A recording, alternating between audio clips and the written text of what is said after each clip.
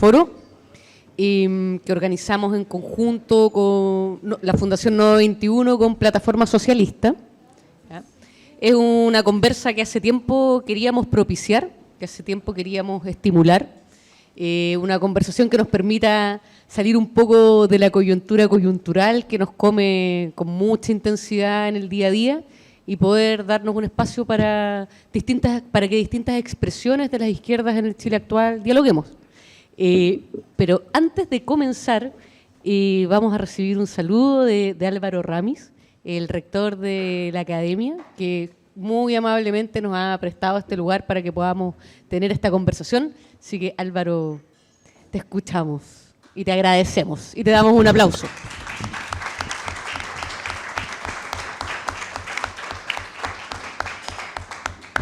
Muy bien, muy buenas tardes. Quisiera agradecer la disposición a realizar esta actividad. Muy bienvenidos a la Academia. Creemos que estos diálogos son necesarios para el país, son necesarios para fortalecer los procesos de cambio y transformación que se están generando hoy día en nuestro contexto nacional. La Academia siempre ha sido un lugar del debate político, social, cultural, y estamos muy contentos de que esto transcurra. De todas maneras, me voy a permitir una libertad muy pequeña de hacer una reivindicación de alguien que creo que en estos días no ha tenido el reconocimiento que merece, que es la exministra Marcela Ríos Tobar. La reivindico y la cito, la recuerdo en este día porque creo que todo lo que ha ocurrido y que ha sufrido y que se ha vivido tiene en el fondo un deber para con nosotros de reconocimiento, sobre todo de las convicciones que se han jugado en ese debate. Más allá de todos los cuestionamientos que pueden tener la gestión operativa, creo que cuando se cumple con un programa, cuando se pone sobre la mesa una convicción, cuando se arriesga incluso intereses personales para poder llevar adelante eso, se debe destacar. En la universidad en algún momento nosotros tomamos ese problema social, esa demanda social sobre los indultos, dimos espacio para que se reconociera a las familias, las acompañamos, les dimos espacio para el ayuno, visibilizamos sus casos y sentimos un enorme vacío también en la sociedad porque era una causa difícil de poder explicar. Pero sin embargo, cuando uno profundiza en cada una de esas historias de vida, en cada una de esas circunstancias, entiende el fondo de lo que se está debatiendo y por qué era necesario llevar más allá, ensanchar las posibilidades de generar un cambio en ese caso. Y se logró. Y creo que para eso tuvieron que jugarse muchas voluntades, particularmente del presidente y particularmente de la ministra. Sin embargo, no todos y todas las personas que están en estas amplias dos coaliciones remaron para el mismo lado. Y eso también es importante decirlo y es algo que de alguna manera deberíamos evaluar, porque es parte también de la circunstancia que explica los sucesos que aquí han acontecido. Yo simplemente quiero, por lo tanto, en esta ocasión, recordarla, valorarla. Es una persona también cercana a nuestra casa de estudio y que creo que requiere por todos nosotros el reconocimiento por todo el esfuerzo, la voluntad, el riesgo asumido y la valentía y el coraje para llevar adelante esa decisión. Ahora simplemente les dejo la palabra y que ojalá sea un muy buen debate. Gracias.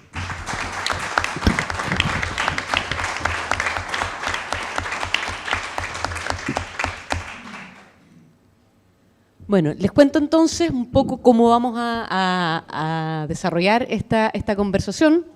Nuestros invitados y invitadas no requieren tanta presentación, los voy a ir presentando a medida, bueno, no a medida que vayan hablando, les pego una presentada ahora inmediatamente.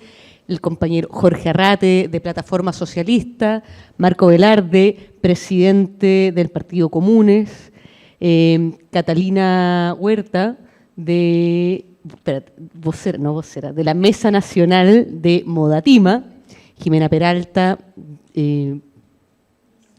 vicepresidenta de Convergencia Social, es que se me confunden los cargos, y Marco Barraza, que fue convencional constituyente y también exministro de Desarrollo Social del segundo gobierno de Michelle Bachelet. Como ven, bueno, y falta Araceli Farías, que viene viajando desde Valparaíso para acá, está por llegar, que ella es secretaria general de Revolución Democrática.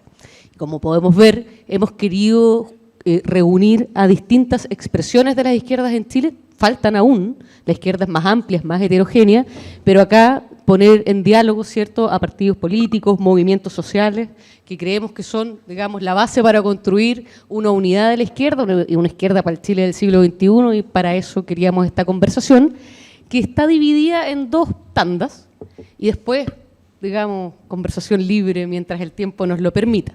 En una primera ronda hemos invitado a nuestros invitados e invitadas a compartir una lectura, que es personal, pero es de los colectivos que representan, respecto a la derrota del 4 de septiembre. ¿Qué nos dice esa derrota? ¿Cómo se está leyendo? ¿Qué aprendizajes sacamos de ahí? ¿Qué nos habla de la sociedad chilena? ¿Y qué nos impone también como desafíos a las izquierdas ese resultado? Ahora, como son hartas y hartos, a mí me toca la penosa misión de ser estricta con los tiempos. Así que les hemos pedido que esto lo tomen como si fuera una entrevista, no como una charla magistral, sino una entrevista. A cada uno se les pregunta qué lectura tienen, qué reflexiones sacan, qué aprendizajes sacamos colectivamente de esa experiencia, de ese proceso, y con eso sería esta primera ronda de conversación. Entonces tienen 5 minutos y yo voy a ser estricta. Les voy a avisar cuando ya estén en el tiempo para que vayan cerrando las ideas. Y vamos a invitar, entonces vamos a ir en orden. Entonces vamos a comenzar con Jorge. Jorge, por favor, ahí danos la lectura que desde Plataforma Socialista se ha ido elaborando respecto a esa derrota y a las preguntas y desafíos que nos impone. Bueno, estarás acostumbrado como Arrate a que estás más o menos primero en las listas alfabéticas. ¿Aló? ¿Se oye? Muy bien, ya.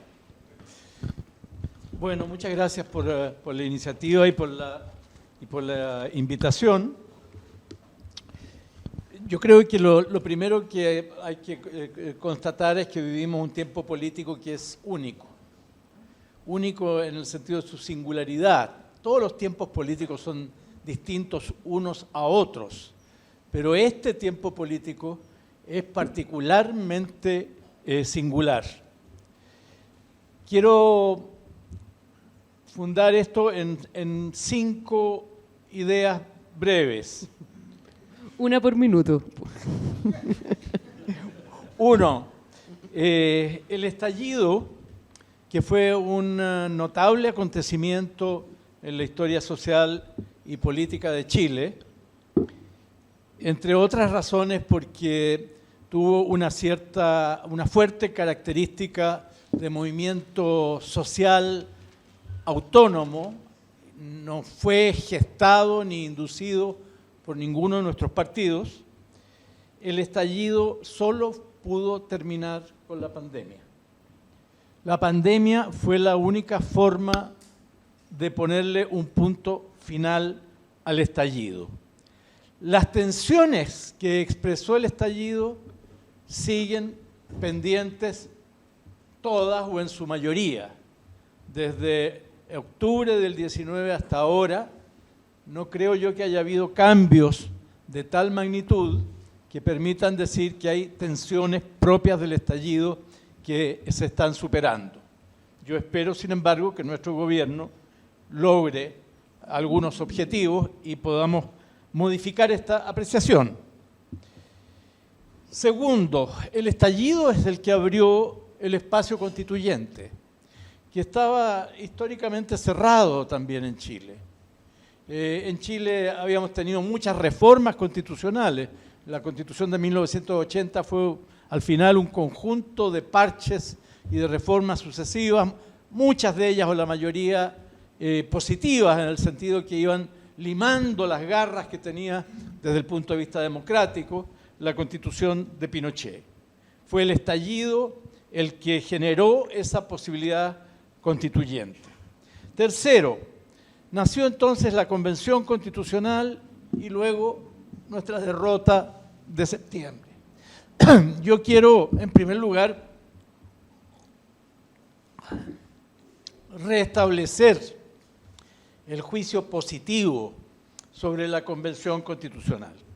Está aquí presente uno de nuestros convencionales y en él y en todos los demás que participaron, yo expreso el respaldo y la solidaridad con el trabajo que se hizo en esa convención, más allá de cuestiones singulares que ocurren en todas partes, que ocurren y están ocurriendo hoy en la Cámara de Diputados o en el Senado, pero nadie dice nada. La derrota fue el golpe que no esperábamos, porque si bien habíamos perdido la primera vuelta presidencial y habíamos perdido el Congreso, que es una primera derrota de la que no alcanzamos a hacer un análisis ni a asumir responsabilidades, porque en realidad, ¿para qué decir cosas que no son? La campaña de la primera vuelta fue una campaña muy deficiente.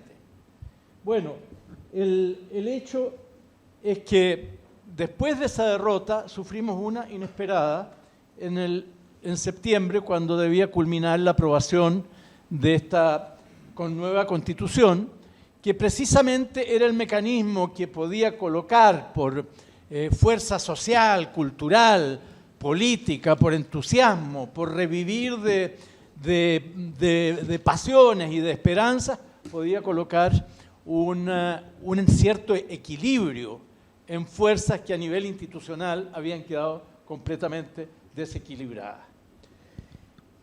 4. Esto fue posible por diversos factores, y no me voy a referir a ellos ahora porque ya se me va a estar acabando el tiempo y está esto tratado in extenso por todas las cientistas sociales, incluso hay taxonomías que se han hecho de los análisis que se hacen. Solo decir que fue de singular importancia el cambio del sistema electoral. Nosotros perdimos cuando cambió el sistema electoral de voto voluntario a voto obligatorio inducido a través del castigo que significa para el que no vota el pago de una multa que en muchos casos representaba un porcentaje muy alto del ingreso de esas personas. 5. De todas estas circunstancias se ha abierto una oportunidad, se abrió una oportunidad que es la oportunidad de conducir la derrota. No solo las victorias requieren ser conducidas, las derrotas tienen que ser particularmente conducidas porque de las derrotas pueden surgir nuevas victorias. Ahí hemos enfrentado debilidades, ha habido un movimiento social que está muy golpeado por la derrota. Nuestros partidos han mostrado, todos nuestros partidos han mostrado sus debilidades y hemos debido enfrentar lo que es el fenómeno de la simultaneidad. Siempre todo es simultáneo en la política, pero esta vez yo diría es demasiado simultáneo. Es un gobierno que se hace cargo de una pesada herencia, que asume la tarea complejísima de gobernar y al mismo tiempo está obligado con un programa y está obligado con entregar signos para un horizonte. Lo que tenemos por delante, y termino, es reconstruir una esperanza compartida. Y eso se puede lograr si somos capaces de diseñar un sendero de lucha, de hacer una convocatoria a recorrer ese sendero, a reactivar la vida del mundo popular. Creo que en esa tarea los partidos, las organizaciones sociales que existen, son muy importantes y particularmente importante creo que es nuestro presidente, que es quien está llamado a entregar esta conducción. Muchas gracias, Jorge.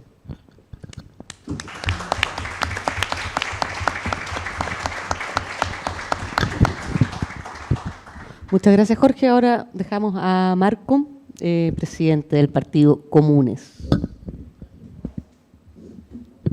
Espero benevolencia con el tiempo. Ahí sí, ¿me escuchan bien? Tienes que quizás agarrarlo con la mano. Ya. Ahí sí. Ya. Igual voy a hablar fuerte, así que esta sala ayuda. Hace poco con Jorge nos juntamos a almorzar y hablamos sobre la derrota. Muchas de esas cosas que hablamos ese día creo que plasmé en ese documento. Para nadie es sorpresa que la derrota del 4 de septiembre fue dura con las fuerzas democráticas que emergimos de la sociedad impugnando a los actores políticos de la transición y que pujamos por un ciclo de movilizaciones vivo en la sociedad chilena desde el año 2006 hasta la revuelta del año 2019, por ponerlo en un tiempo que todos podamos plasmar, identificar. La fecha de septiembre pasado es una herida al proceso social del que fuimos parte, pero también es necesario e importante señalar que es una derrota parcial. Justamente no significa un retroceso histórico, porque esa gran masa de población que se incorporó al padrón electoral y que votó rechazo, todavía cree, y yo creo, que anhela por cambios que permiten mejorar sus condiciones de vida. Lamentablemente, la crisis social que se expresa con fuerza en la revuelta social, donde se impugna la política y su legitimidad, todavía sigue abierta. Y no contamos con una respuesta clara que permita enfrentar la crisis y que, por tanto, pueda producir legitimidad hacia la sociedad. Basta detenerse a mirar las cifras de desafección con la política y sus actores, entre los que estamos incluidos, junto con la creciente apatía hacia las instituciones democráticas, que es peligrosa para la estabilidad democrática del presente. Habitamos un ciclo post-plebiscito, que ha generado una nueva correlación de fuerza, adversa al proceso social y que ha producido efectos sociales y políticos que todos vemos. Desde el 4 de septiembre en adelante hemos visto un asedio permanente de la derecha a las fuerzas que condujeron este ciclo desde la sociedad en un ánimo revanchista y desestabilizador, que es contra principalmente el gobierno del presidente Boric. Lo vemos hoy día en la acusación constitucional contra el ministro Jackson, y que como principal efecto va desplazando el lugar que han ocupado las fuerzas nuevas, como somos quienes estamos sentados en esta mesa, en pos de las fuerzas tradicionales. Es peligroso para la estabilidad democrática del país el asedio de la derecha hacia el gobierno, porque ellos no acumulan agua para su propio molino con esta embestida. Por el contrario, acrecientan la crisis de legitimidad, donde a la larga el único que termina beneficiado son los populismos. José Antonio Caz, el Partido de la Gente, y conducir el presente siglo de cambio se está volviendo cuesta arriba. Y eso se ve agravado aún más si un intento populista de derecha adquiere mayor protagonismo. El surgimiento de esta derecha no solo colabora con mantener intacto el modelo neoliberal y sus efectos hacia la sociedad chilena, sino que también se perfila como una propuesta atractiva al momento que proponen ofertones y políticas sociales efectistas para una importante franja de la sociedad chilena. Y de esa realidad son los retiros, por ejemplo, tan atractivos para la sociedad y que mucha gente enarbola que son como una hipótesis que es parte de las razones de por qué se perdió el 4 de septiembre. Para cerrar esta idea sobre la derrota y las consecuencias del 4 de septiembre, sobre todo para las fuerzas de Aprodignidad, los movimientos sociales como Movatima, que está aquí presente, es que todavía nos movemos con una perplejidad de la que ha costado salir y que ha dificultado realizar un doble ejercicio. Comprender las honduras de la derrota de la que hablamos, pero también hay que levantar una hipótesis respecto a sus límites, respecto a los límites de la derrota. En la medida en que no hay claridad y consenso sobre esto último, cada día que pasa es un día en el que la hondura se va profundizando. En este sentido, hay que recordar que todavía estamos a la cabeza de un gobierno para el cual la ciudadanía votó en unos niveles históricos, nunca antes vistos, y que la confianza depositada en nosotros es real y tiene momento de cobro. La derrota del plebiscito en este sentido no es motivo para bajar las banderas, pero sí para mayor deliberación, mayor esfuerzo de articulación y de mayor convicción respecto de mejorar la vida concreta y material de la ciudadanía. El malestar se mantiene, es real y se va profundizando en lo estructural de la sociedad chilena. El malestar en este sentido no es de izquierda, el malestar toma la forma de impugnación a la situación general y a quienes se responsabiliza genéricamente de la misma. Mientras del malestar social no emerja un proyecto que le dé carácter afirmativo a ese malestar, que supere la impugnación y se transforme en afirmación, en apropiación creativa y creadora de la realidad, el vacío que constatamos se va a ir ensanchando cada vez más. Mientras la política se vuelve inútil, la democracia pierde su defensa. La disputa por la vida digna sigue estando en el centro de las demandas de la gente. La preocupación ciudadana actual por la seguridad o el costo de la vida no es un invento de los poderes fácticos de los medios de comunicación, sino que son problemas materiales concretos que afectan la vida cotidiana de la gente. Una agenda y un programa transformador no basta cuando los problemas son cotidianos, cuando la situación en seguridad alcanza niveles de violencia inusitados. No hay posibilidad de desplegar una agenda de cambio sin que al mismo tiempo no orientemos nuestros esfuerzos en atender los problemas materiales del día a día de la gente. Atender lo urgente y lo importante al mismo tiempo. Caminar y mascar chicle se hace relevante en nuestra posición, en la que estamos, en la sociedad, en el gobierno, en el Congreso. Hoy más que nunca, y voy terminando, para imaginar un futuro con esperanza, hay que hablar con hechos concretos.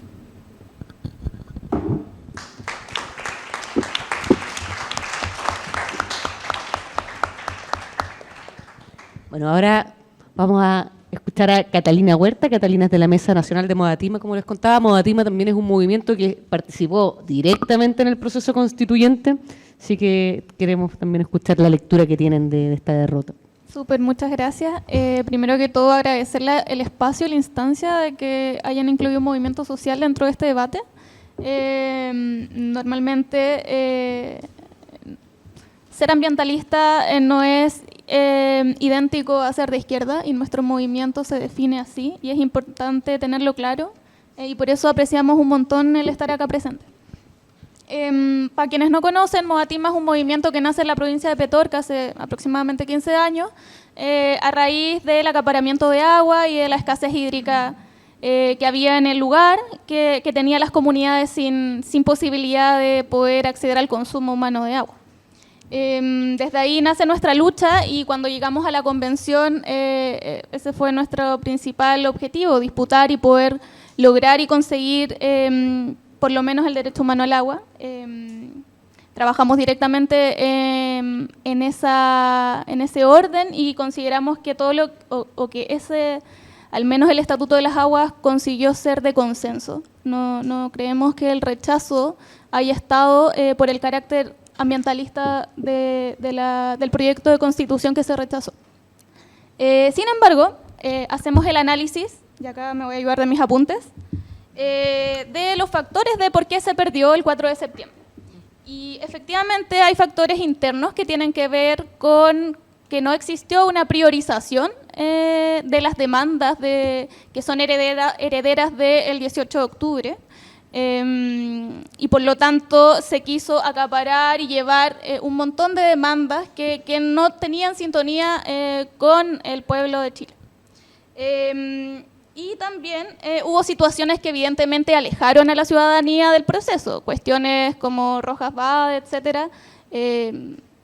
Son hechos que en general la sociedad chilena, lo hemos conversado también en Modatima, tiene un carácter conservador, y nos hemos dado cuenta también con la derrota del rechazo, y que se deja llevar por formas, a veces mucho más que los contenidos. Y la forma evidentemente ayudó a deslegitimar el proceso. Esos son algunos de los factores de orden interno. Pero evidentemente hubo otros de carácter externo, y tienen que ver con cómo la derecha desde el primer momento comenzó a deslegitimar también el espacio y ocupar todos aquellos factores, como lo que decía Rojas Vade, para quitarle piso a todo lo que ahí se estaba discutiendo. Un espacio normalmente se exigía, o habían ciertos grupos que exigían una asamblea constituyente, y volver al poder originario, qué sé yo, y a nuestro modo de ver las cosas, la convención, el proceso de convención que pasó, tuvo un carácter ampliamente democrático. Hubo instancias de participación, evidentemente faltó conectar con la sociedad chilena, pero los tiempos y una pandemia era muy difícil poder hacerlo. Sin embargo, hubo espacio para escuchar todas las demandas en diferentes momentos. Por lo tanto, consideramos que lo que salió de ahí tiene ese elemento de interpretar las diferentes voces. Por otro lado, y respecto a lo que aprendimos de la derrota, es que la gente sigue necesitando cambios, evidentemente, y sobre todo ahora en un escenario de crisis, pero con seguridad. Nos dimos cuenta que la población chilena, y sobre todo en este momento, tras la pandemia, las crisis que se vienen todavía, porque estamos recién comenzando, necesita poder al terminar el día tener seguridad de cómo va a llegar a fin de mes, y esa es una situación que ha estado toda la vida y que la sociedad chilena lo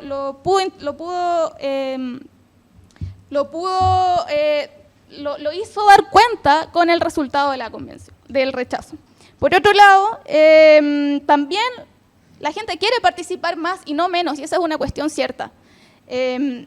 Pero cuando los partidos políticos y los movimientos sociales tampoco interpretamos la voz del pueblo, también se restan, y eso hay que hacer una autocrítica también de cómo interpretamos todas las voces, y cómo los partidos políticos también, convengamos que el estallido fue un movimiento donde era muy difícil, sobre todo en las primeras movilizaciones, que apareciera un partido político con su bandera. Y eso da cuenta de la deslegitimación de los partidos.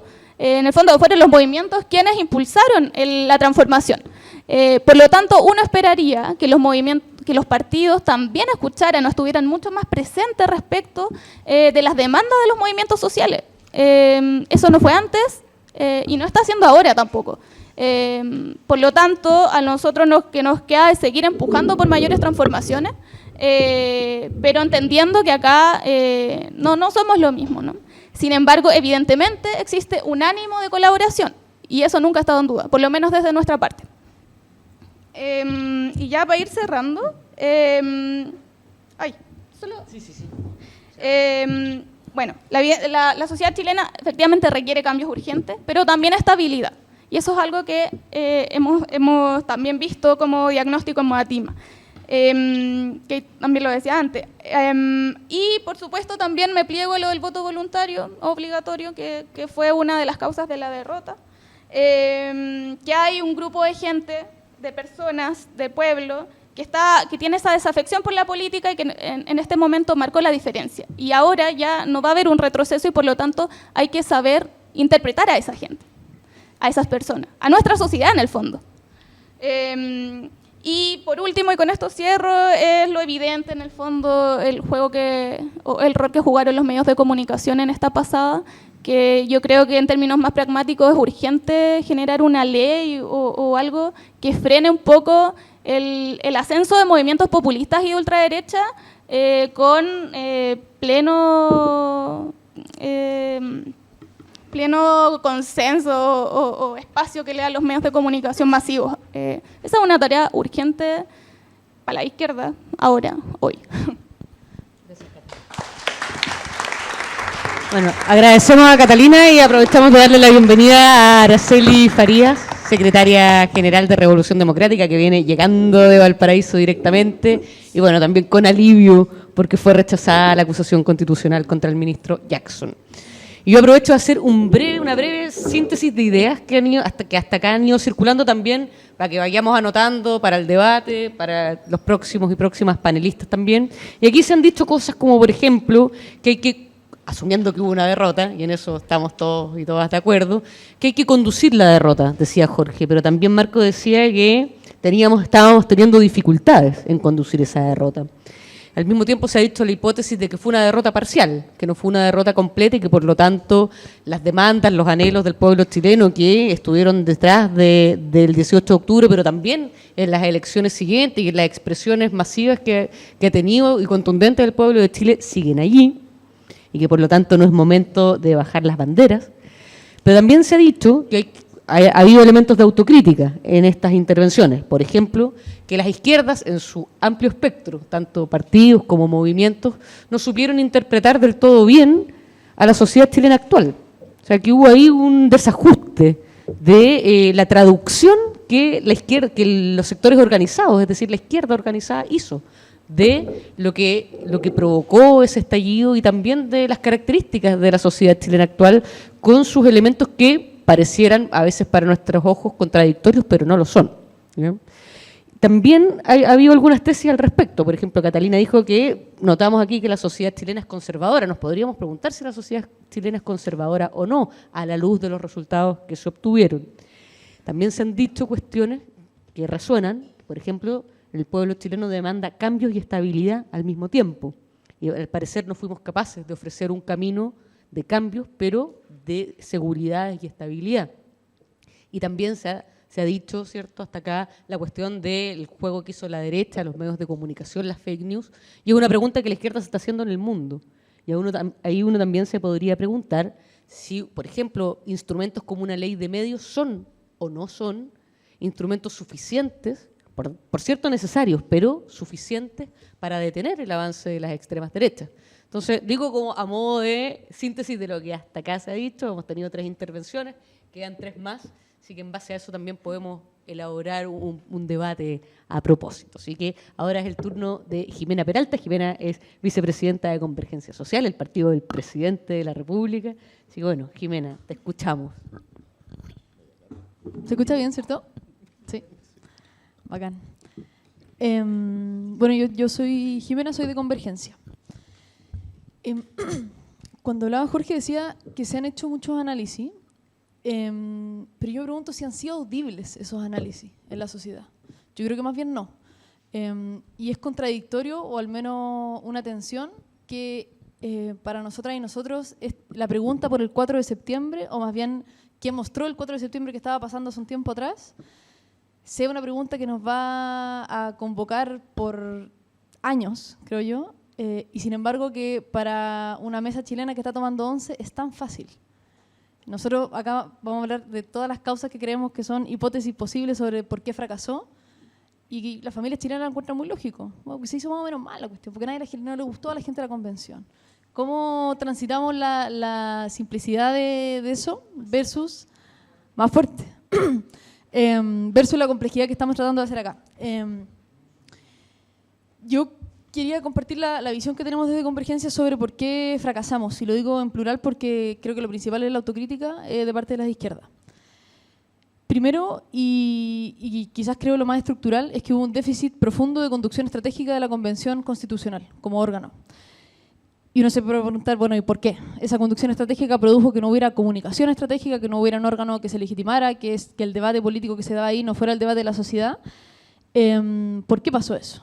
Yo diría que varios elementos al respecto. Primero, la correlación de fuerzas internas. No sé si ustedes se acuerdan de la noche de la mega elección, pero al menos por mi grupo de WhatsApp circuló un sticker que decía: la derecha no alcanza el tercio de veto de la Convención Constitucional.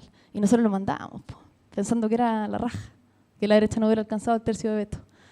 La correlación de fuerzas de la Convención Constitucional no fue una misma de comienzo a fin, pero sí fue muy compleja, y creo yo es uno de los principales factores que determina la incapacidad de conducir estratégicamente y tener un bloque de conducción suficientemente transversal y suficientemente sólido para que fuera un órgano que funcionara como tal y que además le diera conducción política a esta búsqueda de un nuevo pacto social.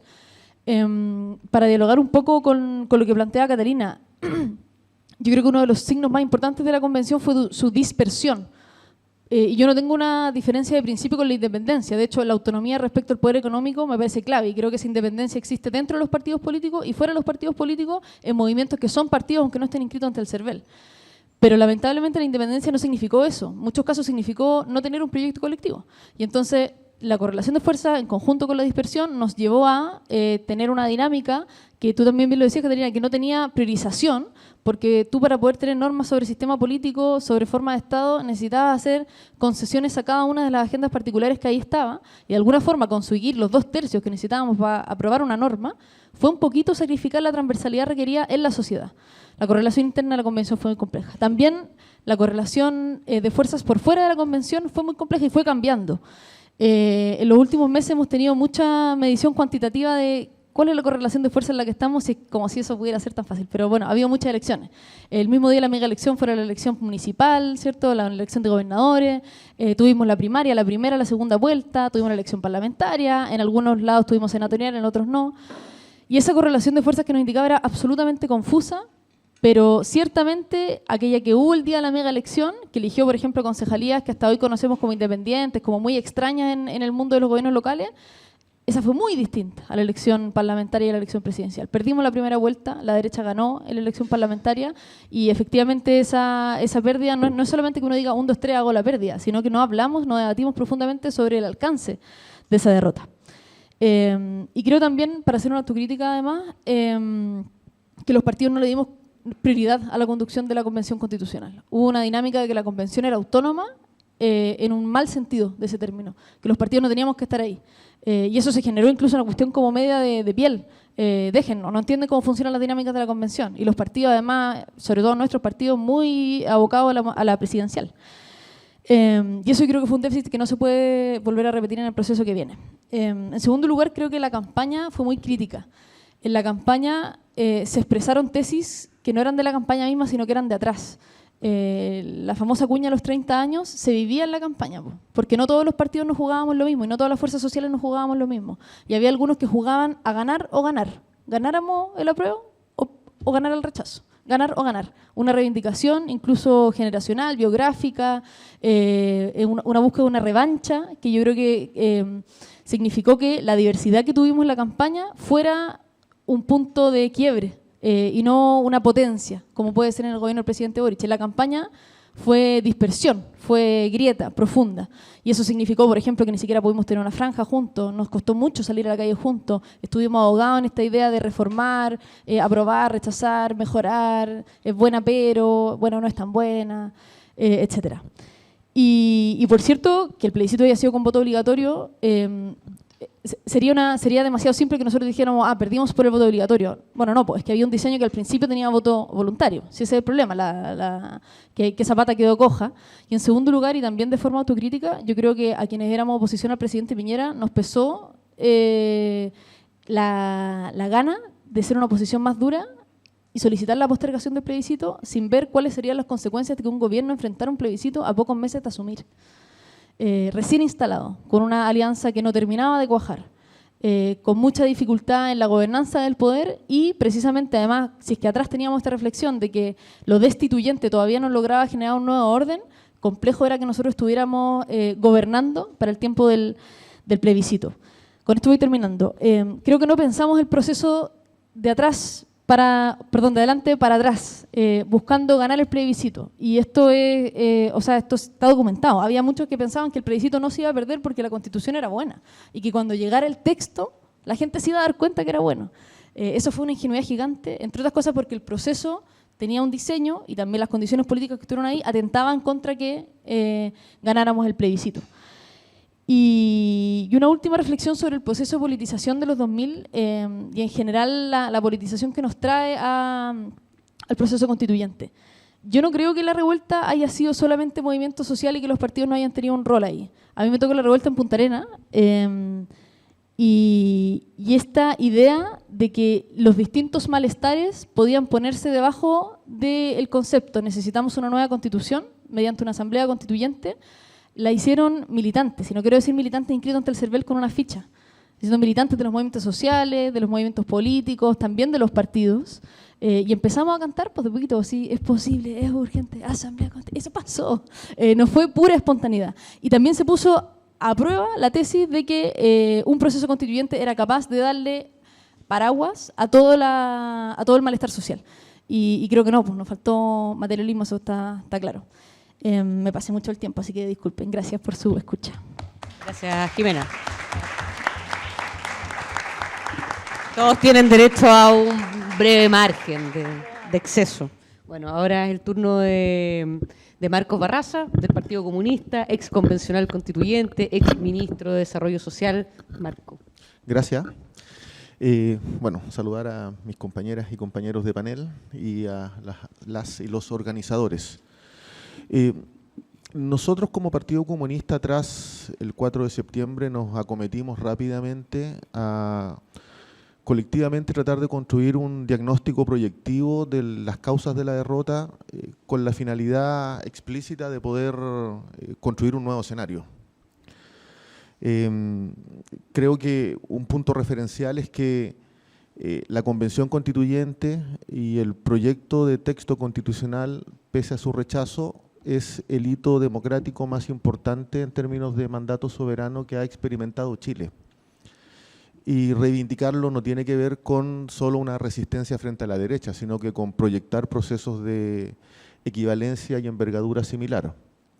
Por eso es tan importante, a mi entender, consignar correctamente la dimensión y los alcances de la derrota. Y yo me incluyo, hemos tenido desde la izquierda, creo, el cuidado implícito, de tener un diagnóstico que no desaliente las expectativas de lucha, pero que al mismo modo tampoco sea autocomplaciente con la dimensión de la derrota. Y ese equilibrio no es fácil. En mi opinión, la derrota es táctica, de magnitudes culturales. Tiene un contenido regresivo desde el punto de vista de lo que fue el acumulado de experiencias de lucha desde el 90 a la fecha en materia de resistencias al modelo, que en el estallido alcanza una dimensión de visión colectiva de la sociedad, pero que el 4 de septiembre la hace regresivo desde el punto de vista de las formas de organización social y de convivencia. Creo que por lo mismo no se ponderó correctamente que el estallido tenía dimensiones de maduración en términos de conciencia social distintas.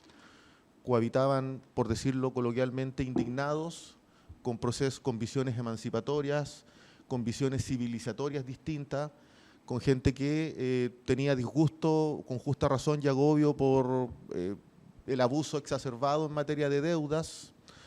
El mérito está en que la conducción que le dio las izquierdas y el movimiento social fue convertir el estallido social en un collage de demandas en una expectativa común. Y eso con un horizonte común, que era el cambio constitucional. Creo que esa expectativa está vigente. El problema está en que la orientación de la transformación es la que está en disputa. Y ahí no hay que pasar por alto un actor absolutamente relevante, que es la contraparte, la derecha, el enemigo, el adversario, que construyó un relato cultural distinto. Inventó sociedad civil para la campaña. Se apoderó de las normas constitucionales de iniciativa popular. Es decir, construyó un ideario.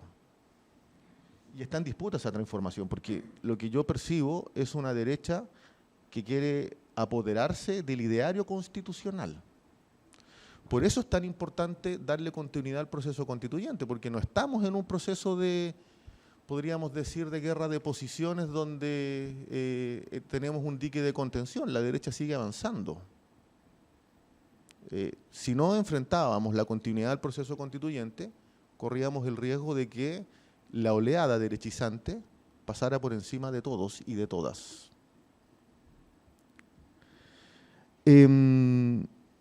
Creo que hubo mucha confianza en el proceso constituyente desde las izquierdas en la linealidad de los procesos, en que el destino emancipatorio está predeterminado. Es una obviedad, que es una tensión histórica de las izquierdas, pero que se expresó con dramatismo en este proceso. Creo que no hemos abierto un nuevo ciclo, creo que estamos en el mismo ciclo político, pero la disputa se ha hecho más dramática desde el punto de vista de derechas e izquierdas. Yo creo que evidentemente que los términos de referencia tienen un impacto en el rechazo, haber cambiado el universo voluntario por un universo obligatorio en el primer plebiscito respecto al segundo, fue un término de referencia impuesto por la derecha, que fue decisivo desde el punto de vista del cambio de escenario. Pero creo que la derrota, nosotros en el Partido Comunista intentamos listar y priorizar los alcances de la derrota, las dimensiones, con proporciones distintas, pero yo al menos identifico 4 núcleos centrales que a mi entender facilitan la comprensión. El primero, claramente una maraña comunicacional hegemónica de los medios que en base a las propias debilidades de la convención, vale decir un lenguaje excesivamente sociológico, exceso de conceptualizaciones ambiguas como autonomías para acá, para allá, construyó un relato distinto. Creo que ese peso no hay que soslayarlo. O sea, la guerra de Irak fue en base a una gran mentira, como que había armas de destrucción masiva. Y se construyó un relato en un país completo. Entonces, no pasarlo por alto. En segundo lugar, termino con estas 3 ideas. Creo que el episodio de Rodrigo Rojas Vade le pegó a la línea de flotación de la Convención Constituyente. porque la convención en el momento que se constituye como tal se convierte en institucionalidad, y la institucionalidad es exigida por el pueblo, sea de izquierda, de derecha o de centro. La probidad es algo que explica, entre otras cosas, el cuestionamiento al engaño, es lo que explica, entre otras cosas, una de las variables que explica el levantamiento del 18 de octubre. Entonces, ahí hay un problema de legitimidad que se instaló desde el episodio de Rojas Vade. Concluyo con dos elementos centrales que para mi gusto son claves a propósito de las causas de la derrota. Creo que hubo un error táctico en términos de las normas constitucionales. Se golpeó al unísono diferentes intereses corporativos que ampliaron el arco ideológico del rechazo. Se golpeó al Senado, se golpeó a la ISAPRE. Me acuerdo que días previos me llamó una dirigente sindical al plebiscito de las mutuales, de que las mutuales estaban diciendo a los empleadores que iban a desaparecer. Se golpeó a las mutuales. Se golpeó incluso, además de los sostenedores de la escuela, se golpeó a las juntas de vecinos, cuando se les planteó que tenía que existir una junta de vecinos por territorio, no 2 o 3. Entonces, es un cóctel de intereses cuestionados, en duda, que en mi opinión amplió el arco ideológico del rechazo. Y por último, y lo digo desde sentirme parte del gobierno, el gobierno lo hizo mal. Trasladó el debate del quinto retiro a la convención constituyente. Por impericia, por falta de lectura respecto de lo que se esperaba de un gobierno para ese momento.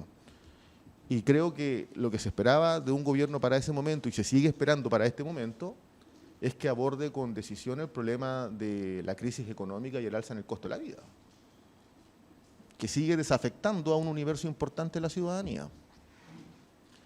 Entonces, yo identifico esos 4, digamos, grandes núcleos. Eso por ahora. Muchas gracias, Marcos. Un aplauso.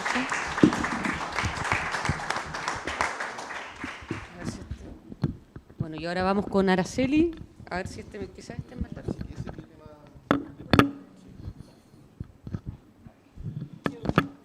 Súper. Muchas gracias. Bueno, mi nombre es Araceli Farías, soy secretaria general de Revolución Democrática y bueno, siempre es complejo hablar al final, después de los análisis tan interesantes de mis compañeros y compañeras, y bueno, lamento que mi tardanza no me haya permitido escuchar a Jorge, a Marcos, a Catalina, pero hay varias cosas de las que ya se han podido mencionar que me quedan resonando, un poco por cómo han sido los debates que también hemos tenido a la interna de Revolución Democrática y cómo también a partir de eso podemos aprovechar una oportunidad de salir como de este embrollo y también con proyección de futuro. Una de las cosas que recuerdo con más claridad de lo que fue el día posterior al 4 de septiembre, que fue el 5 evidentemente, que nos reunimos quienes formábamos parte del comando, era que había una necesidad grande de hacer de que esta derrota fuese breve, contenida y que no nos permitiera un desangre hacia el gobierno. Veo que hoy Marco también mencionó algo respecto a aquello, de que hay una necesidad todavía, a 4 meses de esta derrota, de conducir aquello y que no sea una dificultad mayor, y la verdad es que hoy día igual cabe preguntarse si hemos logrado conducir esa derrota y si hemos logrado que sea breve. Puede ser que en gran medida no lo hemos logrado y gran parte de eso tiene que ver con que estamos recién poniendo en común estas discusiones, estos diálogos, estos análisis, porque justamente nos ha costado entender, masticar, procesar, analizar y sacar conclusiones de lo que ha significado la magnitud de esta derrota, cómo la vamos a poder canalizar también. Y lo que creo que también es precisamente crudo respecto a los momentos que estamos viviendo actualmente como democracia, es que recién ahí nos dimos cuenta cuánto habían avanzado los movimientos antidemocráticos, las extremas derechas, los populismos y fenómenos que quizás hace unos años veíamos lejanos, que sucedían en otros países, en países europeos donde la socialdemocracia se veía amenazada por nuevos personajes. Después lo vimos en Estados Unidos, lo vimos en Argentina, lo vimos en Brasil y de repente tocó nuestra puerta, estaba en Chile y además de que no se logró manifestar hasta el 4 de septiembre. Porque yo creo que muchos y muchas estábamos muy convencidos que llenando las alamedas estábamos logrando llegar a esa mayoría política y social, y la verdad es que es esa también una de las principales lecciones que sacamos del 4 de septiembre, que como generación política, particularmente desde el Frente Amplio, hemos tenido la suerte de que muchas de las cosas que identificábamos como problemáticas necesarias de abordar han sido cosas que nos han ocurrido como un nuevo proceso constituyente que para nosotros, en particular como Revolución Democrática, hace 11 años era parte de las razones de constituirse como fuerza política, pero la dificultad fue que estos momentos llegaron y ocuparon el presente antes de que pudiésemos construir y consolidar esa mayoría política y social. A raíz de esta derrota del 4 de septiembre hemos tenido sucesivas reflexiones a la interna de nuestro partido, pasando por varios elementos que he mencionado acá, que tiene que ver con el desarrollo de la convención y ciertos elementos del texto que no supimos elaborar con la suficiente perspectiva táctica y estratégica para entender desde el primer minuto que esta elección era con voto obligatorio y que eso suscitaba también una estrategia distinta, que eso suscitaba también de que no se entendiera esta fragmentación política como una dificultad para la construcción de un imaginario político de lo que podría ser Chile bajo un Estado social y democrático de derecho. Y es más, la derecha supo desde el primer minuto cómo erosionar eso, cómo disputarnos el relato, incluso llegando a un proceso de revisionismo histórico del 18 de octubre y el estallido social, y que no fuimos capaces de responder tampoco, no fuimos capaces de poner nuestros términos en eso, y fue un proceso que además fue encrechendo esta sensación y este cúmulo, este escenario, estas condiciones con las que la derecha y los sectores conservadores que no quieren cambios para nuestro país pudieron construir un escenario favorable y que nosotros no lo logramos consolidar. Dentro de eso, además, yo creo que un punto importante fue que hubo una conexión importante con los dolores, sentires y también con la desestabilización emocional que produce solo la más mínima idea de que puedan verse perjudicados las tradiciones y el imaginario de la sociedad chilena.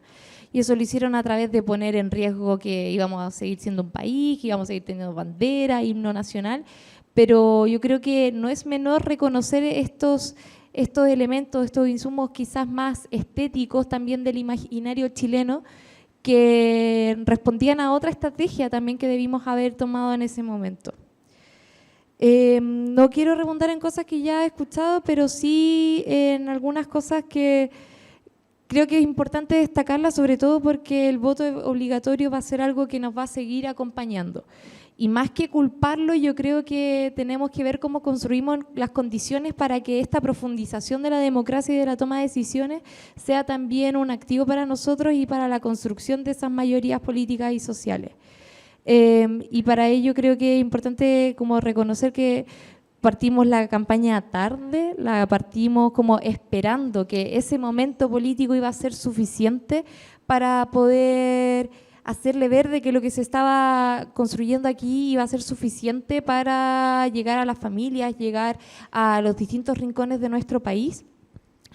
Y además de que creo que uno de los principales desafíos que espero que podamos también profundizar en el próximo bloque, que no logramos comprender que había que transmitir con mucha fuerza de que nuestra convicción por las transformaciones democráticas no implican necesariamente inestabilidad ni tampoco contradecir las necesidades que tiene hoy, después de 2 años de pandemia, la sociedad chilena en torno a certeza económica, a certeza respecto al trabajo, a certeza respecto al alza del costo de la vida, certeza respecto a la protección y a la seguridad.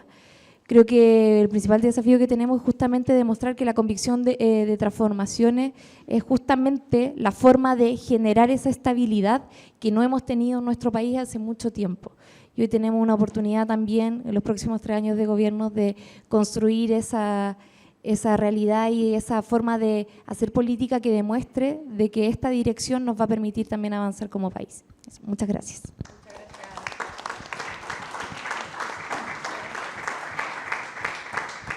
Bien, entonces, de esta segunda ronda, anotar también algunas ideas para después quizás seguir el debate. Se ha dicho que hubo una falta de conducción en la convención como una de las razones de la derrota, sumado a una dispersión de demandas que no se lograron sintetizar, pero también una deficiente medición de la correlación de fuerzas, tanto adentro de la convención como en la sociedad misma, y también un tema respecto a la falta de proyecto colectivo, y una valoración quizás más matizada de los independientes que no se tradujeron en la, digamos, en la primacía de proyectos colectivos, sino que al contrario, al parecer contribuyó a la dispersión. También cuestiones de la campaña, se ha dicho acá, pero también se ha dicho que pareciera que seguimos en un momento destituyente, donde las mayorías tienen una actitud más destituyente y por lo tanto más tendiente a rechazar aquello que proviene de la política, y eso también nos podría alertar respecto a los procesos que se vienen. Se ha dicho también que a pesar de los resultados que se obtuvieron, este ha sido el proceso y el hito democrático más importante protagonizado por el pueblo chileno, que es una derrota táctica, no una derrota estratégica, que hubo también falta de ponderación de los diversos niveles de conciencia social que se expresaron en el estallido, ¿ya? Que no estaríamos en un nuevo ciclo, sino que el ciclo en el que estábamos continúa, y por supuesto que muchos han insistido en el impacto del cambio de padrón, del voto, o sea, el cambio del sistema electoral, del voto obligatorio, y eso también es una pregunta por la sociedad, por esa sociedad que se integra y que al parecer no conocemos del todo bien y no logramos convocar. Y Araceli terminaba diciendo algunas cosas que se suman, que no habían salido en la otra conversación, que tiene que ver con volver a qué nos hizo, sobre todo a las fuerzas nuevas, constituirnos como fuerzas políticas. Y dice, esas demandas, esos dolores sociales estaban en el corazón de la constitución de estas nuevas fuerzas políticas, pero bueno, han pasado ya 10 años desde que comenzaron a constituirse, y en qué medida seguimos anclados o no en esas demandas y en esas, digamos, aspiraciones del pueblo chileno, que son mayoritarias, que no son, digamos, de una élite ni de poquita gente. Eso como para agregar a nuestra discusión futura, y con eso doy paso a la segunda ronda, ¿ya? Y la segunda ronda, la primera era diagnóstico, ¿cierto? ¿Por qué perdimos? ¿Qué pasó ahí? ¿Qué nos habla esa derrota? Y la segunda es el qué hacer. ¿Cuáles son las tareas más importantes que como izquierdas tenemos? Y hay varias cuestiones dando vuelta en el ambiente. Por ejemplo, si el Frente Amplio debe encaminarse no hacia un partido único, sí, ¿por qué? ¿Por qué no? Pero también, ¿qué sería hoy esa unidad de las izquierdas? ¿Cuáles son las tareas más inmediatas que nos tenemos que plantear en este periodo? ¿Qué hacemos en el gobierno? ¿Cómo, digamos, ahora que estamos en la conducción del Estado, por lo menos una parte importante de estas izquierdas, bueno, cómo se enfrenta esta crisis? ¿Cómo ofrecemos una salida de la crisis también con esa herramienta que antes no teníamos? ¿Qué relación puede tener la izquierda social y la izquierda política, los movimientos sociales o las organizaciones sociales? Bueno, todas esas preguntas le dejamos libertad a nuestros expositores y expositoras de elegir por dónde ir, porque son muchas cosas las que están en el ambiente rondando, pero bueno, entonces volvemos a nuestro orden original y le damos la palabra a Jorge.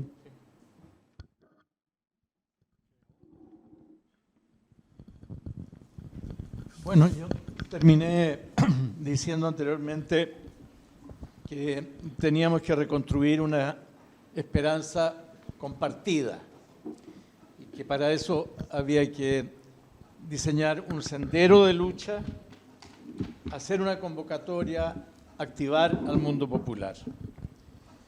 En esta segunda ronda yo quiero profundizar un poco en uno de los temas que más que ha mencionado Pierina, pero que más me llama a mí particularmente la atención, que es cómo se hace eso y cuál es el instrumento para hacerlo.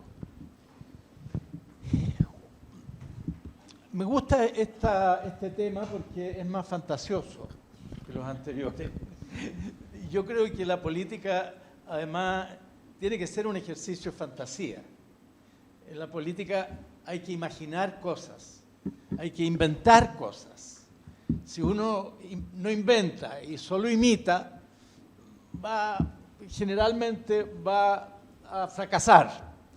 No creo que esto otro sea una receta para el éxito, pero hay que liberar un poco la mente y la capacidad de cada uno para imaginar y construir esta fantasía. Entonces puede ser una fantasía, lo que yo digo, reconstruir una esperanza compartida a través de un instrumento.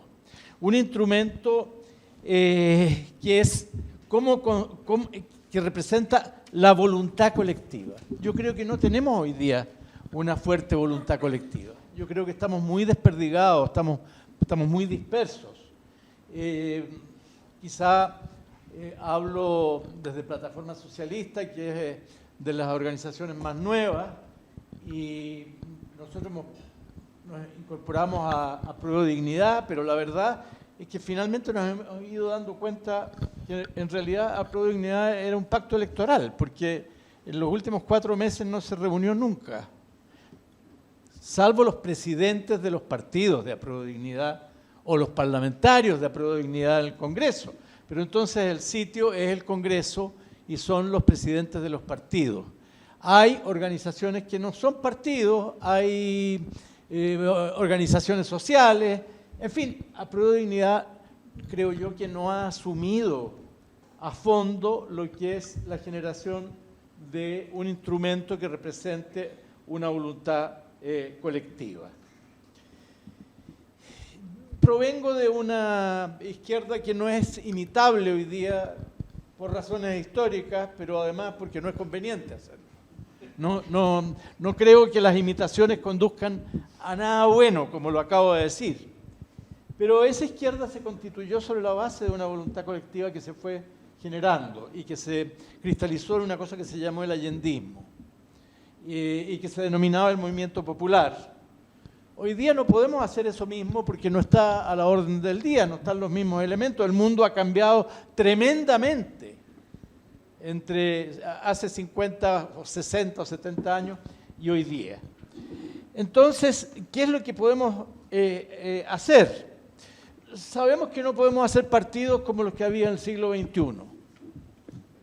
Segundo, yo creo que sabemos que los partidos del CERVEL, o como los organiza la ley de elecciones, no son tampoco el instrumento que nosotros queremos, es una necesidad legal.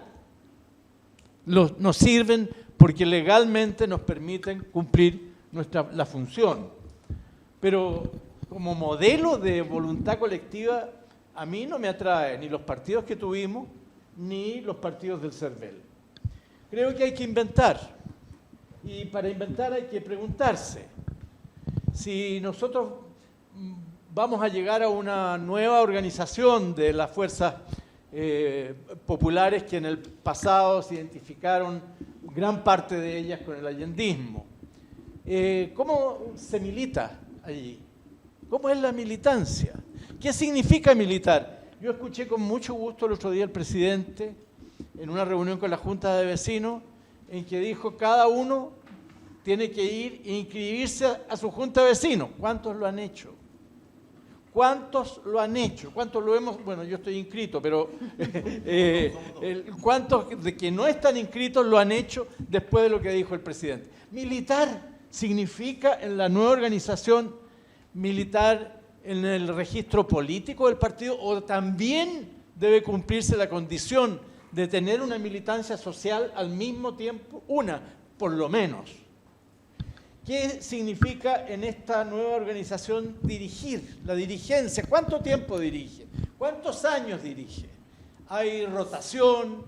¿Cómo se elige esa dirigencia? Yo creo que en ese camino las organizaciones más nuevas han hecho aportes significativos, han intentado nuevas formas y han aportado a estas interrogantes. Y la divergencia, ¿cómo se tratan esos partidos? Porque yo provengo del modelo más centralista. Si bien el Partido Socialista al que yo pertenecí no le hacía honra a la mejor tradición del centralismo democrático, porque eso lo hacía el Partido Comunista de Marcos, nosotros el centralismo democrático era como un fantasma que rondaba alrededor del Partido Socialista, pero era como el avatar, era el metaverso del Partido Socialista. Bueno, pero ahí estaba, ¿no? Ahí estaba. Bueno, ¿queremos eso hoy día? ¿Cómo vamos a tratar una situación en que dentro de un congreso de esta fuerza política, yo no hablo de partido, fuerza política, hay un tercio que tiene una posición distinta en alguna materia? ¿Cómo vamos a tratar a esa minoría? En fin, son muchas preguntas y termino. Me pasan un papel que está muy bien hecho porque la O es un ratoncito con patas que me hizo Marco, o no sé si lo mandó la Pierina, que dice tiempo. Entonces termino. Tenemos que lidiar con crear un instrumento que defina la forma de relacionarnos con la sociedad y cómo distribuir el poder interno, que es una de las tareas que se hace dentro de las fuerzas políticas. Y eso conservando heterogeneidad, pero sumando, convergiendo, pero yo creo que por etapas, gradualmente, adquiriendo compromisos, chequeando su cumplimiento y avanzando más. Y yo creo que si hiciéramos esto rápido, sería un signo de cómo generar una nueva esperanza. El presidente, el gobierno pueden hacer muchas otras cosas.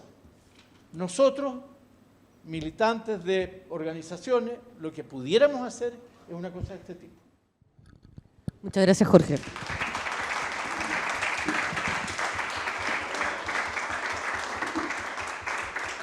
Vamos, Marco. Las preguntas de esta ronda eran como bien dispares. Me voy a meter al tema del instrumento hacia el final. Pero quiero entrar por la pregunta como qué debe hacer la izquierda hoy, cuáles son sus tareas, ligándolo un poco a lo que expuse en la primera parte. Creo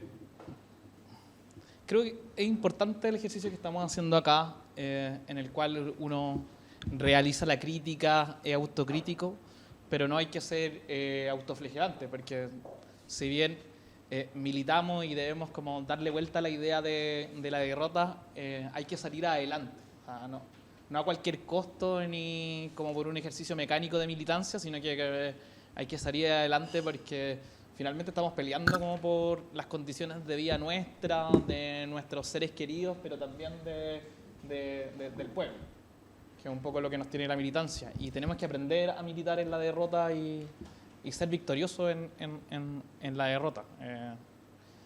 Quizás nos acostumbramos mucho el último tiempo a ganar y tenemos que, como ese mítico, yo no soy tan futbolero, pero no sé por qué dedicarme a política, la gente se lo relaciona al tiro a fútbol, pero como que la generación que creció con la generación dorada solo se acostumbró a ganar y después venía pura, no como la anterior que no iba a ningún mundial, etcétera.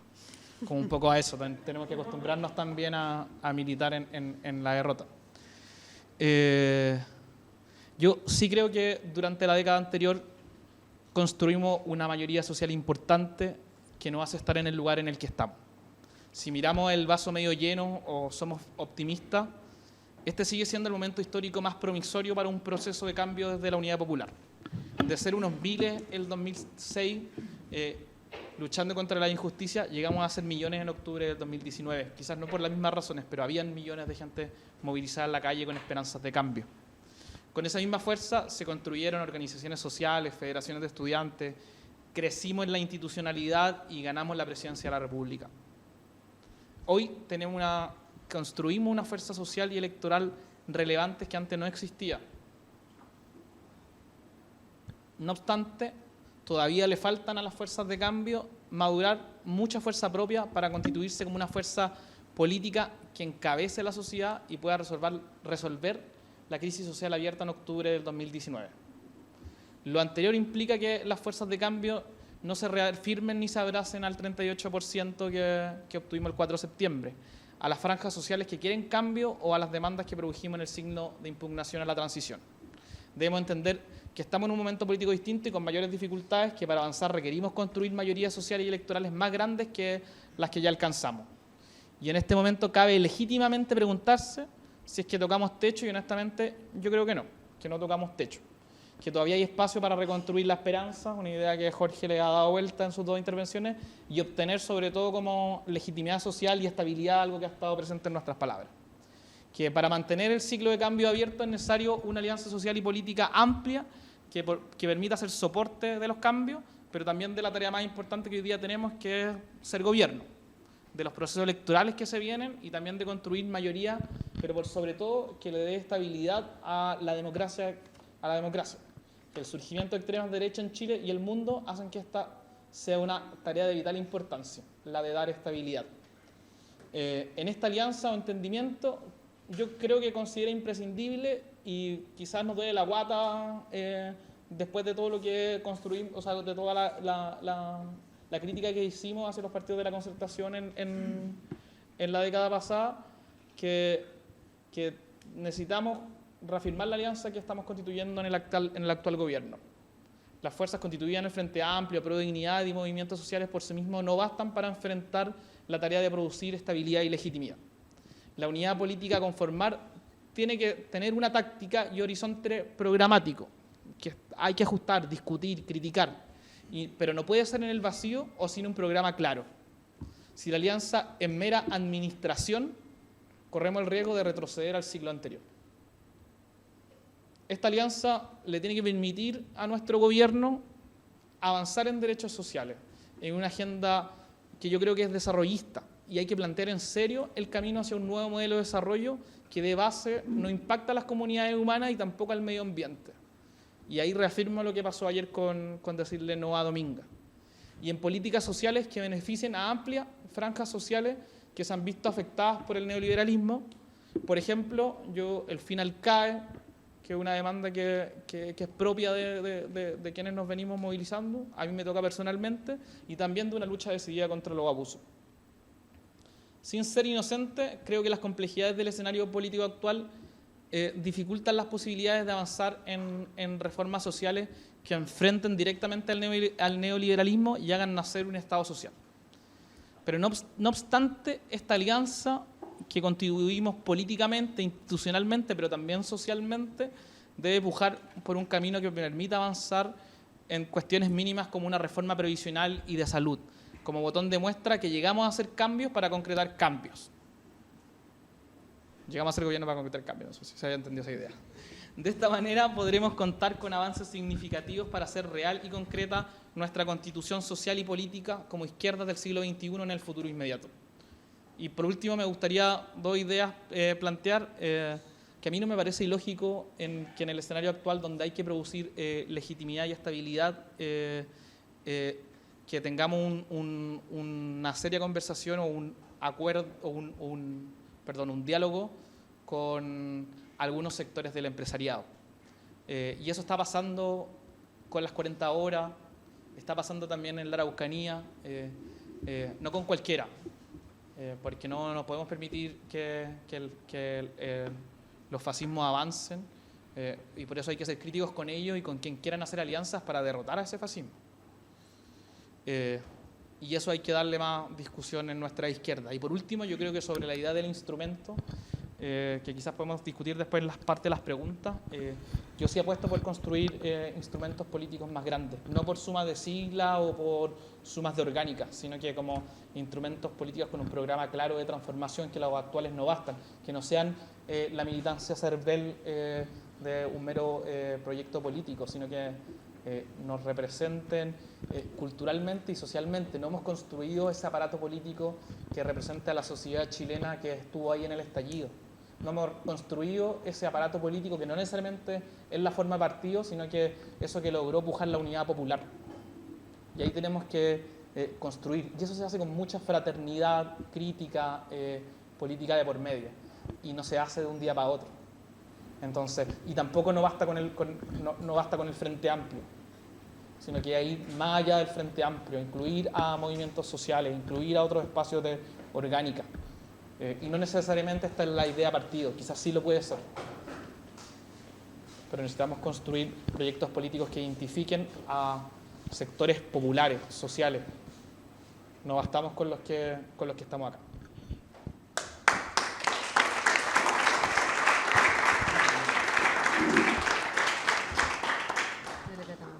Muchas gracias. Me pliego a varias de las palabras anteriores, sobre todo en términos del ascenso de la ultraderecha. Yo creo que estamos en momentos de unidad y de poder construir alternativa colaborativamente. Pero también considerando nuestro origen. Nosotros somos un movimiento social, no somos partido, por lo tanto, nuestra posibilidad de disputar electoralmente algún cargo o algún lugar donde se toman decisiones siempre ha sido en términos de negociaciones con partidos, ¿no? Nuestra tesis como movimiento, que nos distancia de otras organizaciones ambientales y también de otros movimientos sociales, ha sido disputar en las calles, y desde ahí nos movemos. Hoy tenemos presencia en más de 25 territorios en todo Chile, pero también en las instituciones, y por lo tanto para nosotros la experiencia del gobierno regional en Valparaíso ha sido muy rica y muy nutritiva para evaluar el horizonte que queremos.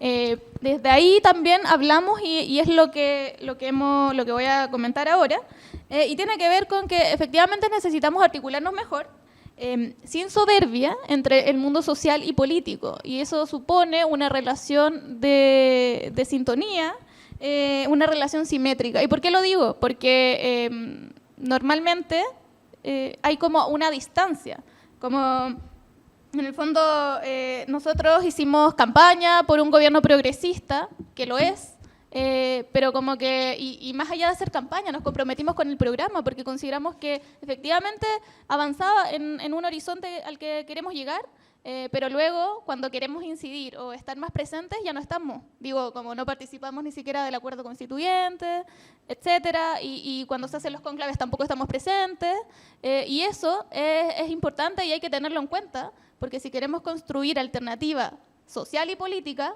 también hay que tener en cuenta quiénes ponemos y estamos en las calles también. Y no digo que los partidos no lo estén, sino que nosotros también estamos.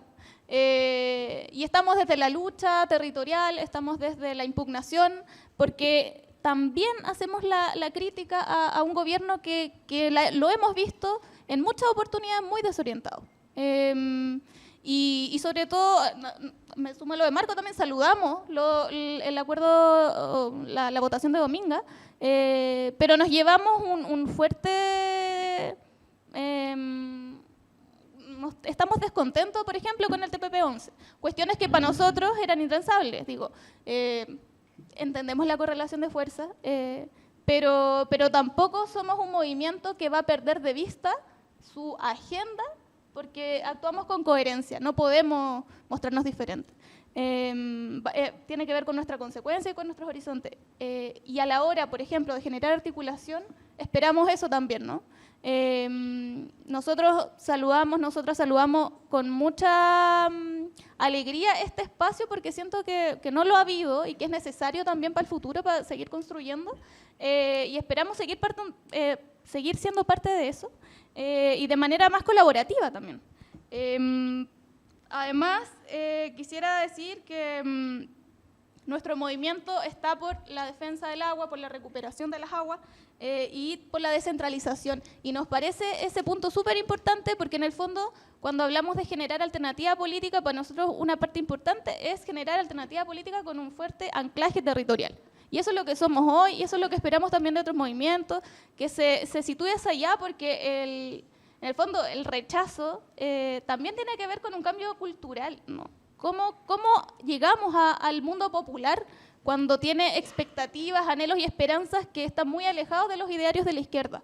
Y por lo mismo nos planteamos desde ahí la descentralización para nosotros en nuestro horizonte, la desconcentración y descentralización del poder, y consideramos que ese punto también es muy importante para poder generar un anclaje territorial más potente y construir colaborativamente.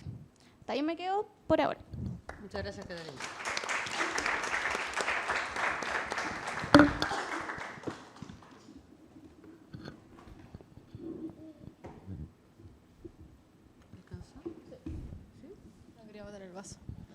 Sí, súper.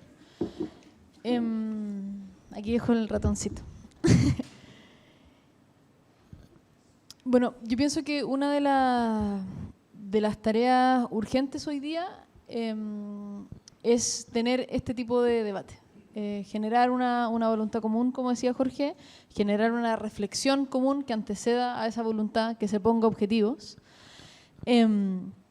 concordar una lectura sobre lo que pasó y también sobre lo que no pasó en tiempos en que campean reflexiones tales como que el pueblo no nos supo entender, desde una visión yo creo muy equivocada, o bien que hubo todos estos temas que contaminaron los temas realmente políticos, tales como las demandas feministas, que fueron de hecho uno de los principales actores de cohesión en la Convención Constitucional, entre otras cosas. Entonces, concordar una lectura y sobre la base de esa lectura concordada, construir objetivos comunes y ponernos, digamos, una agenda de trabajo común, creo que es un primer objetivo y un desafío clave para el 2023, para que logremos dejar de estar en este estado como de dolor que un poco se mencionaba en la ronda anterior, porque me parece que Marco decía, no nos podemos abrazar solamente al 38%, pero si es que hacemos mal esta pega, podemos perder ese 38% también. También se desfonda, o sea, nadie aquí lo dé por descontado, porque de hecho esas fueron millones de personas con un corazón encendido votando por el apruebo, que no es nada de poca gente. Entonces, primera tarea, concordar una lectura y sobre esa lectura tener objetivos comunes. Un segundo objetivo, creo yo, y dialogando con Catalina, es darle prioridad desde las organizaciones políticas y sociales a colaborar con la reconstrucción de un movimiento social que sea la espalda que también empuje el cambio. No va a haber un cambio estructural sin que haya un movimiento social empujándolo, y tenemos que hacernos la pregunta de cómo fue que pasó que los movimientos sociales perdieron una de sus características clave en los 2000, que es la capacidad de representar, la vocería que tenían siendo pocos, la vocería que tenían respecto de muchos. ¿Qué pasó? Que para la campaña del apruebo, todo movimiento social que tenía una página de Facebook o de Instagram le puso un timbre a la nueva Constitución, dijo, mi Constitución, 7 al libro, me encanta, y no fuimos capaces de generar representación, es decir, que eso multiplicara, que irradiara un poquito más allá de esa organización social. Y creo que eso también tiene que ver con el proceso de politización previo, obviamente no es una cuestión que empieza hoy día, pero es muy clave. Y si es que no le ponemos prioridad política a la reconstitución de ese sujeto social, creo que es así que empezaría a constituir una derrota estratégica, una fractura gigante entre partidos, por ejemplo, como el mío, que pueden seguir siendo partidos ante el CERVEL y recibir financiamiento público, pero desfondar su compromiso estructural vital con la movilización social. En tercer lugar, y concordando también con Marco, yo creo que tenemos el desafío de hacer de nuestra alianza política más sustantiva. Marco decía como a nosotros nos puede doler la guata de tener alianzas con uno. A mí no me duele la guata con nada, porque la política es tomar decisiones en un contexto situado. Y en este contexto situado, donde la derecha aprovechó todo el tiempo que nosotros estábamos escribiendo normas constitucionales para constituir también un sujeto y una sujeta social, que hoy día hace detenciones ciudadanas, que hoy día está preocupado, digamos, de desvalorizar la democracia como tal. No hay alianza, no hay ninguna vergüenza en construir una alianza con una amplitud indicada. Y eso se ha hecho en Chile en muchas oportunidades. Y no hay ninguna vergüenza, nada en eso. Nosotros necesitamos construir una alianza que ponga la democracia al centro, la justicia social como fundamento, y en eso tenemos que ponernos a disposición y creo yo contribuir a que no continúe esta disputa entre la generación, entre que me dijiste, que dijo, que la entrevista, que no, eso no puede continuar, y tenemos, creo yo, el deber, y creo que también así lo ha hecho Prodignidad en muy buena medida, de decir alto al fuego. Esto no se trata de la distribución burocrática del poder del Estado, esto no se trata de lo que pensamos en otro contexto, se trata del contexto en el cual estamos. Y podemos debatir, agotar los debates y concluir nuestra mutua necesidad, aunque no tengamos la misma lectura sobre todas las cosas. Y por último, sobre la pregunta sobre el instrumento. Yo creo que lo fundamental es que logremos construir unidad política. La unidad orgánica creo que es un desafío de segundo nivel cuando está construida aquella unidad política. Pero tampoco podemos desconocer que la forma en que se organizan nuestros partidos o nuestras organizaciones en general impactan en qué partidos terminan siendo. Y en ese sentido, creo que tanto el Frente Amplio como Prodignidad nos debemos una buena conversación cruda sobre qué significa el Frente Amplio en enero del 2023, donde ya no es un frente, como fue en su momento de fundación, donde compartía desde el Partido Liberal al Partido Pirata, pasando, digamos, por el Partido Humanista, el PEV, entre otras cuestiones, Y también cómo hacemos de Apruebo Dignidad una alianza más sustantiva y que no sea una cara que contraste con los partidos de la exconcertación, que además yo voy a insistir en no llamar el socialismo democrático porque creo que bajo esa etiqueta común se esconde mucho, no es lo mismo. Yo sí creo que tenemos que tener un diálogo prioritario, por ejemplo, con el Partido Socialista. Y creo que eso no es homogéneo, y es bueno reconocer que no es homogéneo. Apruebo Dignidad, ¿cómo se reconstituye después de haberse fundado sobre la disputa constituyente de la Convención Constitucional del 21 y el 22, no de este proceso que viene? Esas preguntas, creo yo, tenemos que hacerlas de forma cruda, aunque duela, porque solo sacudiéndonos esa derrota que tiene un porcentaje importante de autoimpuesta por eludir esos debates, vamos a poder seguir avanzando. Muchas gracias, Jimena. El ratoncito del tiempo agradece. ¿Ya? Sí. A ver, yo no voy a opinar sobre si el Frente Amplio tiene que ser un solo partido o varios partidos. Eso se lo dejo a los aliados. No. Lo que quiero plantear es lo siguiente. Yo creo que hay que hacerse una pregunta. A propósito de cuál es la solucionática del periodo, cuál es el momento en términos de ponderación que estamos viviendo. Yo creo que es altamente crítico. La discusión tiene que ser, en mi opinión, sobre la base de cuáles son los riesgos que están presentes. Y en mi opinión, separando metodológicamente, solo metodológicamente, el debate sobre el proceso constituyente, la necesidad de retomar la iniciativa, el protagonismo desde el mundo social, de asumir que los procesos de transformación constitucional van a ser un poco más largos y van a tener un mix entre nueva constitución y cambios legislativos.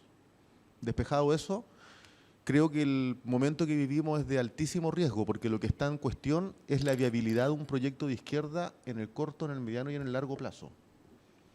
El incentivo en la baja de las encuestas para la valoración del gobierno y el presidente de la República es un incentivo a la desafección, y especialmente del socialismo democrático. Las palabras del PPD así lo indican. Entonces, creo que las dimensiones son, los abordajes son de diferentes espacios. En primer lugar, mi impresión es que se consolidó una táctica de la derecha que lo que ha sido altamente efectiva en convertir al gobierno en un gobierno de retóricas, pero no de resolutividad y efectividad política. Ninguna medida ha pasado de manera limpia, todas han sido ripiosas. Y el obstruccionismo de la derecha ya está altamente consolidado. El programa de gobierno y las medidas más priorizadas no son realizables si no se apela al pueblo.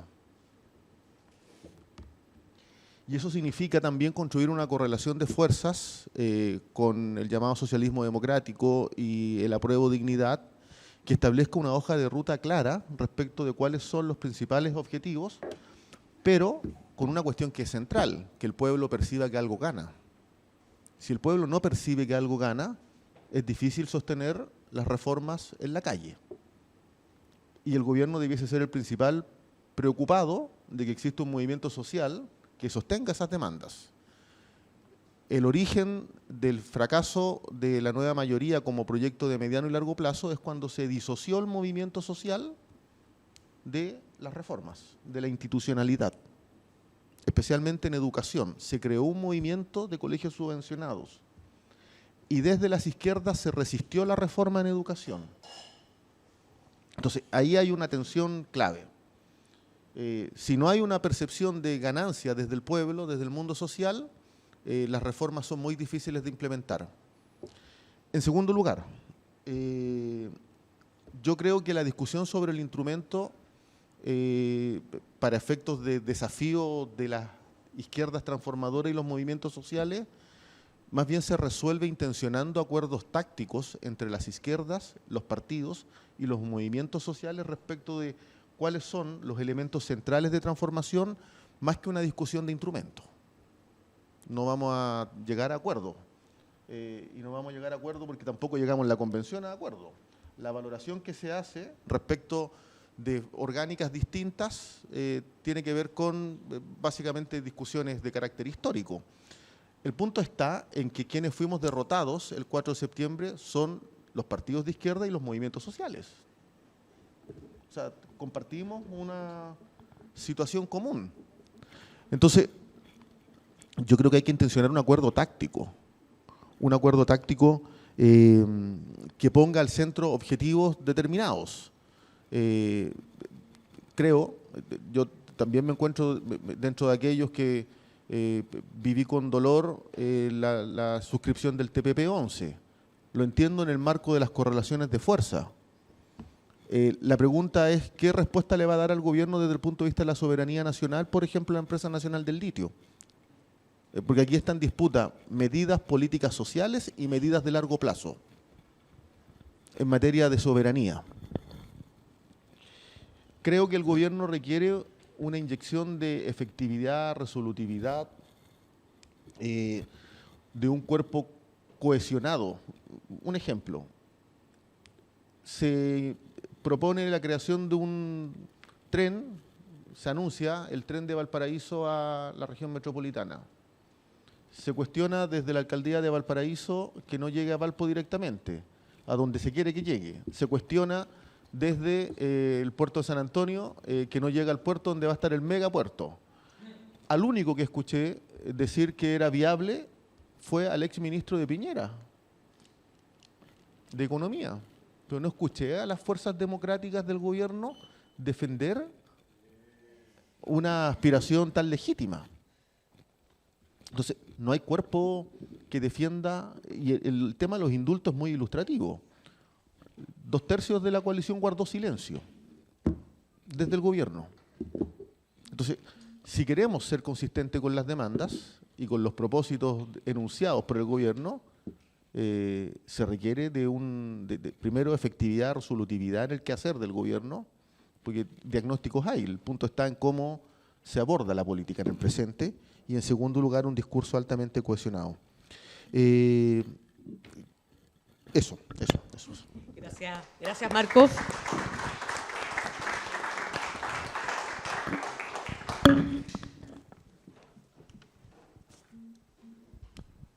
Bueno, comparto en gran medida cosas de las que se han manifestado acá respecto a los desafíos que tenemos actualmente, que pasan tanto por hacer una revisión de nuestras formas de organización, de la forma que estamos construyendo discurso, también de la forma en la que nos estamos enfrentando al desafío de ser gobierno. Y es difícil abordarlo en este breve espacio, pero también me imagino que va a ser parte de un ciclo más largo en el que nos permitamos también poner en común todas estas ideas y reflexiones. Pero quería como hacer un link con una de las cosas que también creo que fueron bastante claves dentro del proceso o la primera parte de este proceso constituyente que sigue en curso, que es esta idea de cómo las extremas derechas, estas nuevas derechas, están logrando leer y conectar con un electorado y en un momento también que fue muy claro dentro de la campaña y que nosotros no supimos cómo disputar eso, fue en entender con cierta claridad la desconfianza que existe hacia el Estado en amplios sectores de nuestra sociedad. Y frente a eso, y un antagonismo que ellos también supieron construir a partir de, por ejemplo, el involucramiento del mundo privado.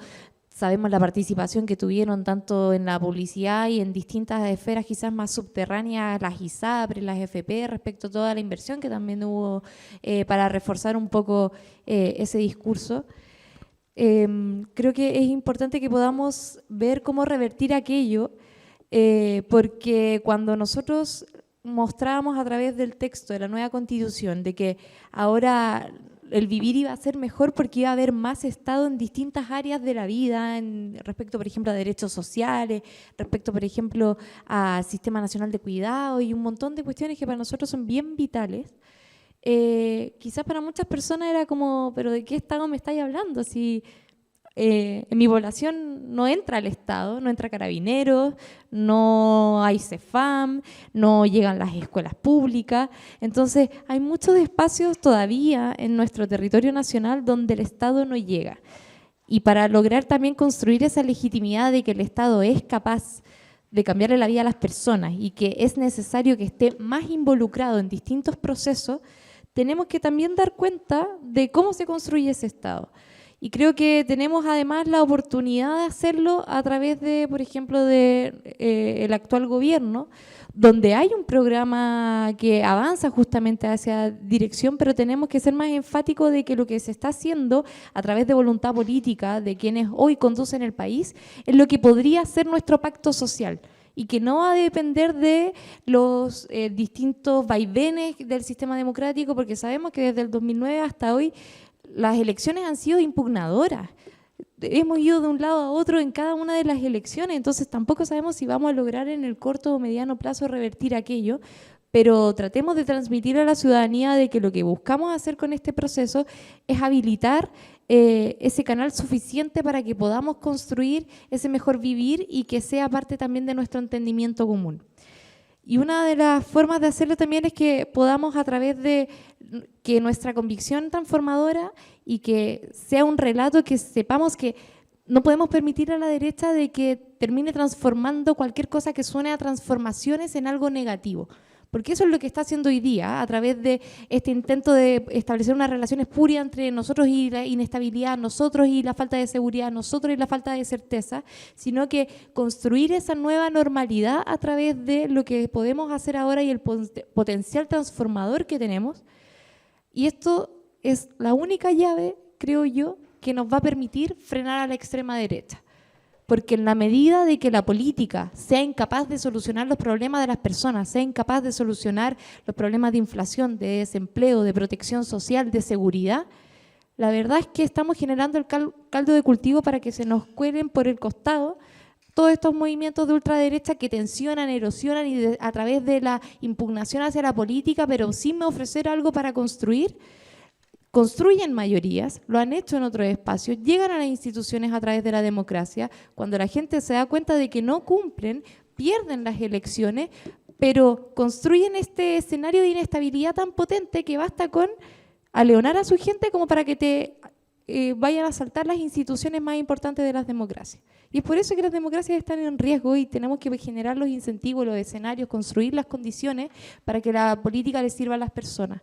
Y eso también pasa con, por ejemplo, no solamente cruzar el río de tener un entendimiento común en torno a estos propósitos con socialismo democrático y dejar ciertas cosas de lado en torno a los desafíos situados que tenemos hoy, sino también correr incluso más allá de eso con aquellas fuerzas que con vocación de democracia y de proteger ese tesoro tan valioso y que tanto le costó a este país recuperar, aislar al Partido Republicano, aislar al Partido de la Gente, que eso nos permita avanzar, por ejemplo, en darle solución a la gente en materia de seguridad, en materia de la reforma tributaria para que nos permita también tomar las medidas necesarias para que la crisis no la sigan pagando las familias. Y creo que ahí también es donde nosotros necesitamos un diálogo un poco más profundo en torno a aquello para poder construir las condiciones necesarias para que no solamente podamos salir con un poco de más tranquilidad de la situación en la que nos aqueja hoy, sino que también podamos construir las bases sólidas para que una nueva constitución habilitante aloje y nos haga compartir un pacto común los próximos 20 años. Pero eso no lo vamos a lograr si no entendemos hoy los desafíos que tenemos y que esa construcción de mayorías también tiene que construirse a partir de este compromiso por cuidar nuestra democracia. Muchas gracias. Muchas gracias, Araceli. Muchas gracias a todas y a todos quienes expusieron. Originalmente, por supuesto, habíamos pensado que ilusamente que íbamos a tener tiempo para abrir palabras y dar una discusión. La verdad que en una sola instancia es imposible. Es imposible abarcar todos los temas y también es imposible realizar un diálogo más abierto porque tenemos límites temporales, pero pensemos este espacio como una instancia de otras que tienen que seguir, de un diálogo que tiene que continuar en los distintos espacios donde nos movemos. Les agradecemos muchísimo su presencia y solamente para sintetizar las cosas como los titulares, para seguir pensando. Hablamos en esta ronda de instrumento político y en el tema de instrumento político se habló de la necesaria unidad política, además de pensar formas orgánicas, pero también en inventar nuevas formas de instrumentos políticos y no solamente buscar imitar y recrear las que ya conocemos y hablamos también ahí del vínculo entre la política y la sociedad, que eso es lo que está dañado y que eso es lo que los nuevos instrumentos políticos están llamados a recomponer. Se habló también, por supuesto, del gobierno y de las tareas que tiene en lo inmediato de responder a las demandas sociales urgentes, pero también en términos de transformaciones de mediano y largo plazo, de reformas estructurales, pero también de modelo de desarrollo, y esa cuestión como uno de los ejes.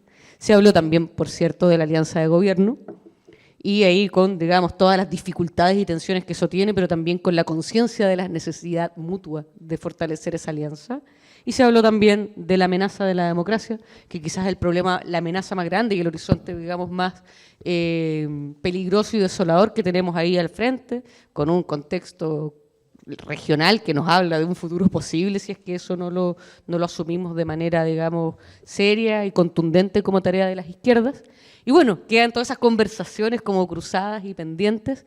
Nosotros desde la Fundación Nuevo 21, desde Plataforma Socialista, les agradecemos tremendamente que se hayan dado el tiempo de compartir sus reflexiones, de poner en común, digamos, las elaboraciones que se han hecho colectivamente, y a todas y todos quienes vinieron, también con la promesa de un diálogo que no podemos abrir, pero solo por cosas de tiempo, pero muchísimas gracias por la asistencia y les esperamos en próximas discusiones que tenemos que seguir teniendo.